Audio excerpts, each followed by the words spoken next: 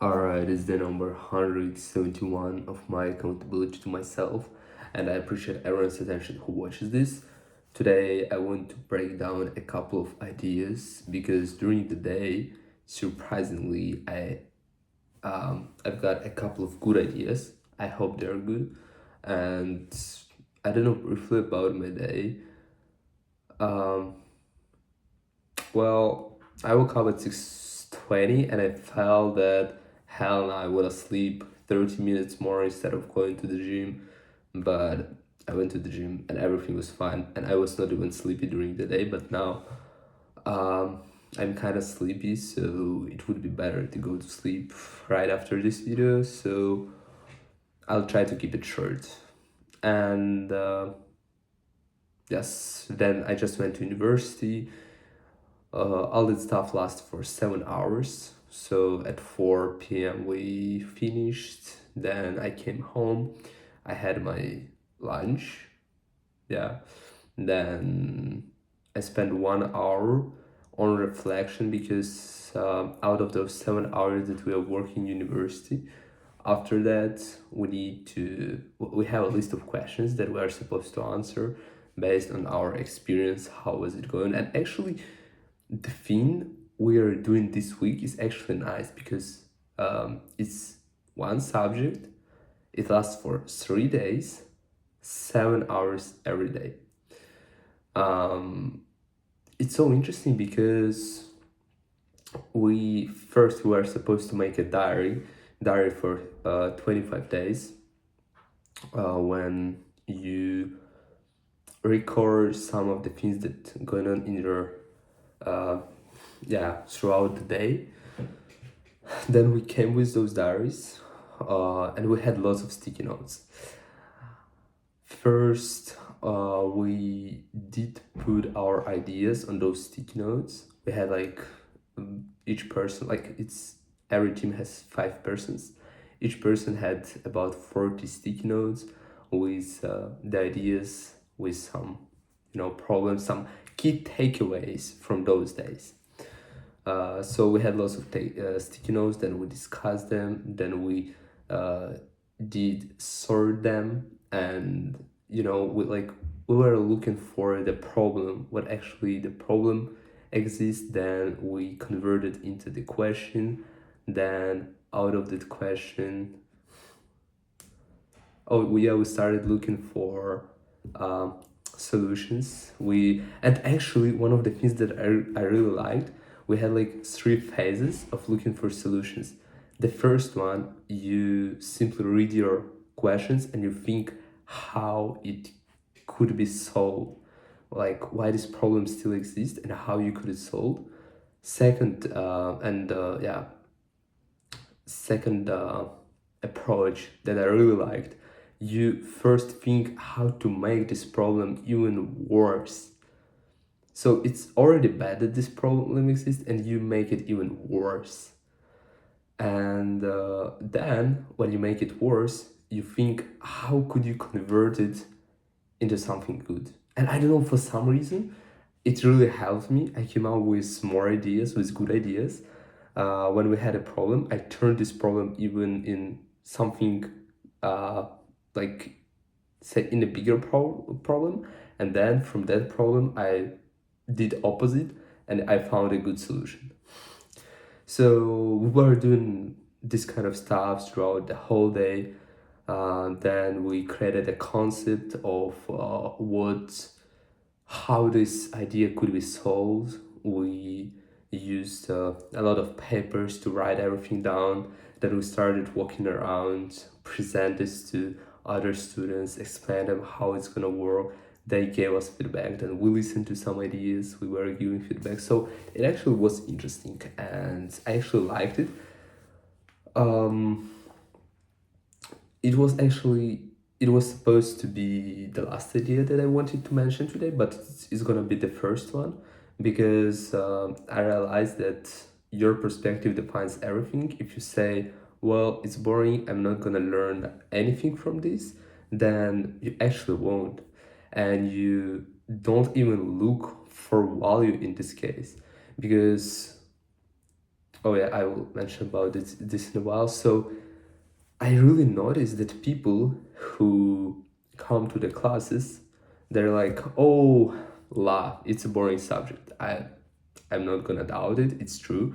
Law is kind of boring subjects, and but the problem is that most of the students come to all the classes and say like, oh, it's a boring class. Like, oh, uh, I don't know. Okay, I don't like this and that. And I think the problem is that when from the beginning you have this mental block, like, I don't like it, you are not willing to observe that information and try to find some value because you already determined that it's something you're not interested in. For example, we're working 7 hours a day having this subject, and for me, it really goes so fast. I don't really notice it. I'm not getting tired every time. For each task, we have like 20 to 40 minutes. I don't notice how it passes because I'm into the task. I'm solving what we are supposed to solve. Whereas some other people, they're like, oh, it's so yeah, of course, they just send everything to ChatGPT. They make it faster. They don't learn anything, and then the rest of the time they just scroll inst. Great approach, but I mean, this idea that I just mentioned, I could also combine it with another one that there can be a bad teacher, but you can become the best student. So it's not even about what kind of information is provided, how it's provided. The question is, are you willing to observe it? Are you willing to use your perspective to understand how it can be applicable in your life, or what value it's gonna bring to you, instead of saying that, oh, it's something I don't need. So basically, from the beginning, you determine, are you gonna learn something from that or not? Because as I mentioned, I don't also like law, but like, at least I didn't like the one we studied about European law and some of Belgian law, because it's simply too many definitions, too many information, and it was just boring. It was too much. And over such a short period, like 2 months, we've got a lot of info, so I need to study a lot. But at the same time, I knew that, oh, all right, I will do my best. I will try to listen. I will try to understand this idea. And actually, it helped me sometimes. But besides law, the rest of the subjects, everything I found interesting. And everything provided me some information, some knowledge that I remember until today, and also gave me some another perspective that I could apply looking on different things. And I have not actually finished this thought that I was saying about, if it's boring and I'm not gonna learn anything from this, then you actually won't. And what I wanted to say, that complex ideas are boring to most of the people since they cannot understand those ideas. They lack ability to comprehend what it brings to them and how to use it. So our brain is a powerful tool, but we have limited quantity of perspectives. We cannot look through all the angles that exist in this life. And sometimes when we work with complex information, it's boring. It's boring not because that information does not make sense. On the contrary, that information makes a lot of sense, but you cannot understand that sense. You cannot find that sense because your mind does not allow to understand it. In simple terms, you're basically stupid to consume that information. And I'm not saying that I'm smart or something like that. There's a lot of stuff that is hard for me to understand, and that's why normally I'm trying to consume something heavy, something that requires my understanding, something that I need to release, something that I need to take notes when I listen to. Because the more complex ideas you can understand, the easier it will be in the future to work with the rest of the information. That's why I also strongly advocate that I should learn just, it's at least deep for me. I would recommend it to everyone, but at least this is a good advice for me, I think. I just need to learn different concepts, um, learn different information that enriches my mind.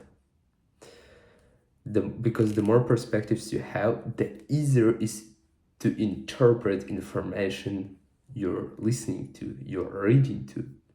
So next time, when you read something and you feel always boring, for example, if I'm gonna work with chemistry, for me it will be incredibly boring because I don't know anything about chemistry. And to be honest, I don't really want to know anything about chemistry. It's low-key something I don't care about. But by and large, if you work with something that might bring you value and you find it boring, your brain just cannot process this information. And it's not bad. It just means that you found what you need to improve. And every time when you find something that is hard, you're scared of, you should endeavor to embrace that and to become better. All right. Yes, after university, I returned home, spent 1 hour for reflections. Then I had my dinner, and after dinner, I spent about 1 hour for my internship, and it's 10 p.m. right now. Probably I could find somehow 30-40 minutes for my studies, for my quarter 2 that I put down, but we're not yet.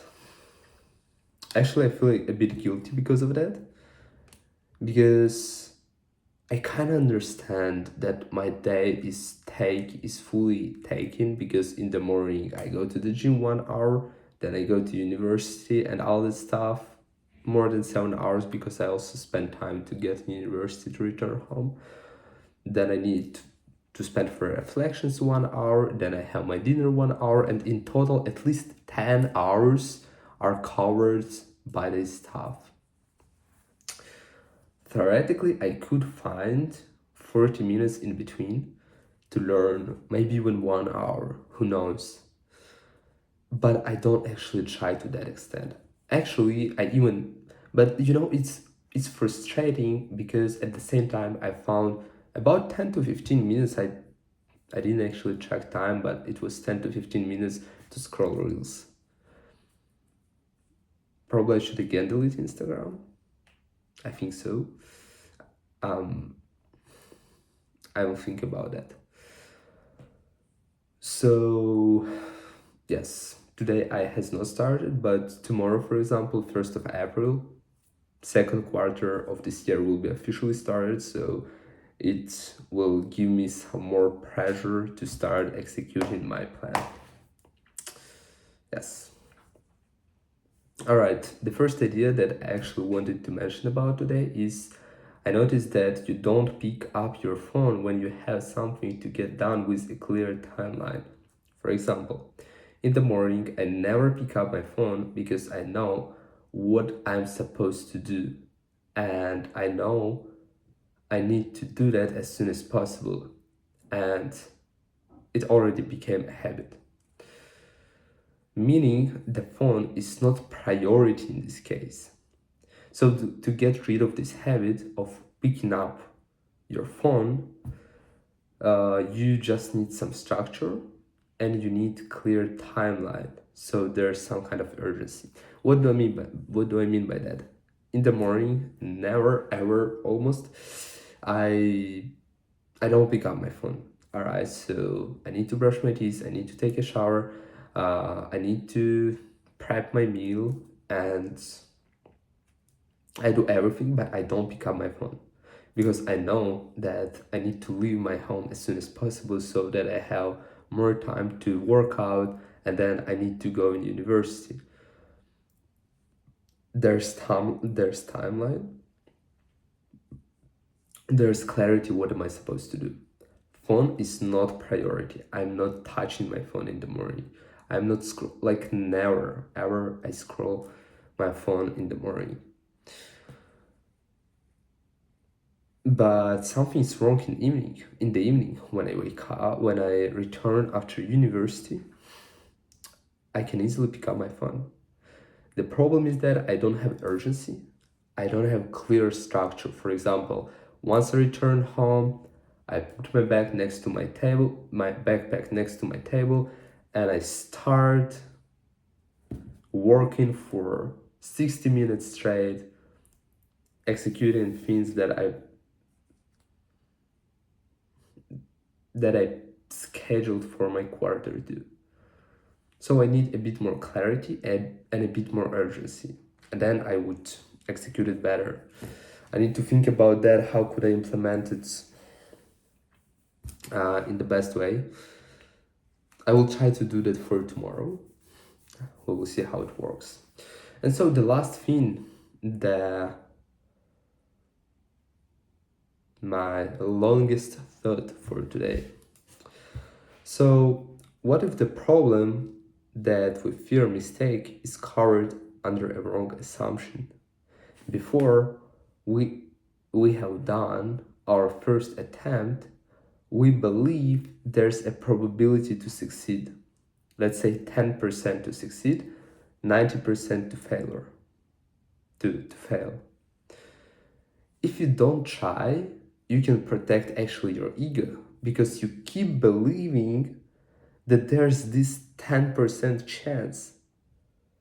And if you don't try, it does not disappear. You still believe that there's 10% chance. However, once you try and you fail, it means that you failed with 100% probability because it happened. It's already in the past. So it does not mean that you were supposed to fail with 100% probability, but it means that you already failed with 100% probability. Probably it sounds a bit tough, but everything that happened in the past happened with 100% probability. Why? Because it cannot be changed. It already happened. It's already in the past. That's why this failure is happened. It cannot be changed anyhow. And the biggest mistake is assuming that your probability to succeed even less after first failure. Because out of your experience, you failed one time and you succeeded 0 times. To avoid this feeling, you wait for a perfect moment. However, in reality, failure increases the probability to succeed for the next time. And why? Because you simply possess of more experience, more information, and you already have a piece of understanding what you should do and what you shouldn't do. What do I mean by this idea? The core problem of not trying when you want to try something is that you always think that you are capable of something more, that you deserve more than you have now. And it's normal, it's human nature. That's why we strive always for something bigger. Therefore, you might overestimate yourself, that you can do something better than you expect. And it's your ego. And you don't want to break this ego. You don't want to realize that, oh, I was wrong, I'm not that good. That's why there's something that you would like to try and you don't try because you know that most likely you're gonna fail again. Just imagine 10% to succeed, 90 to fail. And if you're not trying, you are keeping this 10% and you might never try it. And you are protecting your ego. You think that you are cool, that you are capable actually to solve it at least with 10% of probability. And it kind of keeps, it keeps your ego safe. And if you try, you realize, oh, I failed. So actually, I'm not that cool. And actually, I need to work more towards this thing to succeed, which breaks your ego but reveals reality and gives you more space to work with.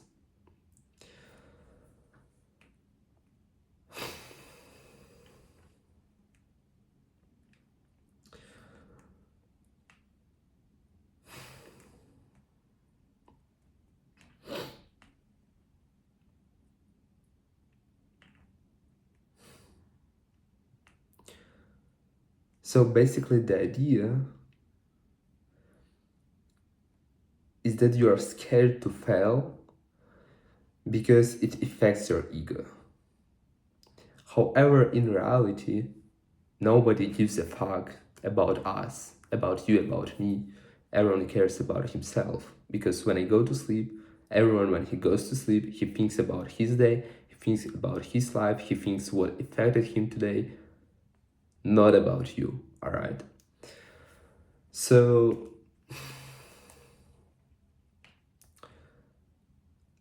I would say it's a beauty of failure that you can actually try, that you can fail, and you can gather more information.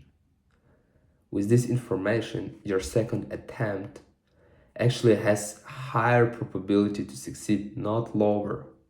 Your ego says, oh, we failed once. No, that's enough.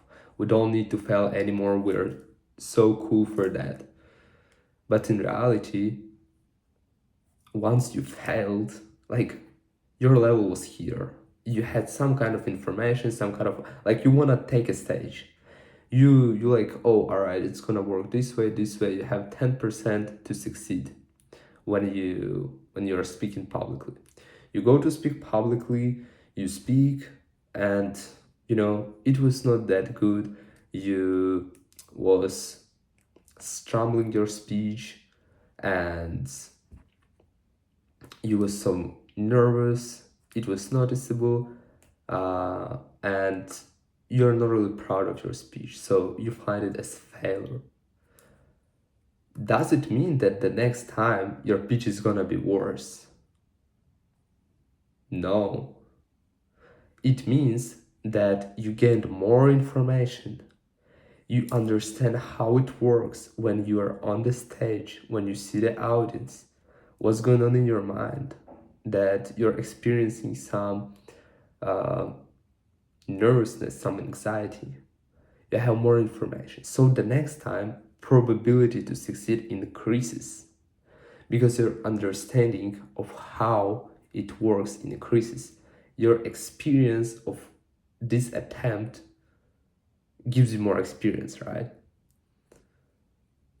Therefore, your probability to succeed increases. And it's as simple as that. And it's something I'm trying to understand. I always try to understand the concepts I come up with or I hear from someone. All those concepts is something I came up with. But pretty often I talk about something that is not my idea, but I created, I would say I created that opinion as a result of gathering different information, or I heard this idea from someone, I liked it, and I'm trying to understand it deeper. And yes, I always try to understand completely the idea, because once you actually realize how it works, on your subconscious mind starts applying this. So nowadays, I'm not scared to, fail or something like that. Just because even though I cannot explicitly explain the whole idea why I'm not scared, somewhere subconsciously I realized why I'm not. I know that there's nothing bad in that. It's just a way to get more experience, get more information, and try another time with higher probability to succeed. So, and those concepts normally they require some time to think about them. A couple of days, a couple of weeks, sometimes a couple of months. And it's not exaggeration. That's true. So yeah, sometimes to understand one concept, you need to learn a couple of more different concepts. To when you read a book, you see another perspective on a similar concept to the one you already are acquainted with. So yeah, that's why for me I find it valuable. And in general, when I communicate, I even noticed that when I communicate, especially over the past 2 days, because we talk a lot, we present our ideas on sticky notes, and we talk to each other in our team. And I have more arguments when I talk about my ideas. Still, it's not that clear because I think that I could explain it more briefly, more briefly, because I think I talk too much. Something that I should to work on. But still, I can low-key persuade due to arguments I have. Or at least provide my idea so people say, oh yeah, like that makes sense. Something like that. Because they're not supposed to agree with your idea, right? But at least understand. So that's basically it for today. Such a long video, but I knew it's not gonna be short. Even though I said in the beginning I will try to keep it short, but I need to wake up in 8 hours. So without being said, that's it for today. I will keep thinking about things that I mentioned about today because I didn't think about them. That this is my thoughts basically that I had today, so I couldn't really think about them. And I actually find it really useful also to try to talk about something without preparation. The more I practice it, the better I'm gonna become expressing my thoughts without preparation, which I think is important, especially when you debate with someone. Again, when you provide your idea, you should be able to do that. So without being said, that's it for today, and see you in the next one.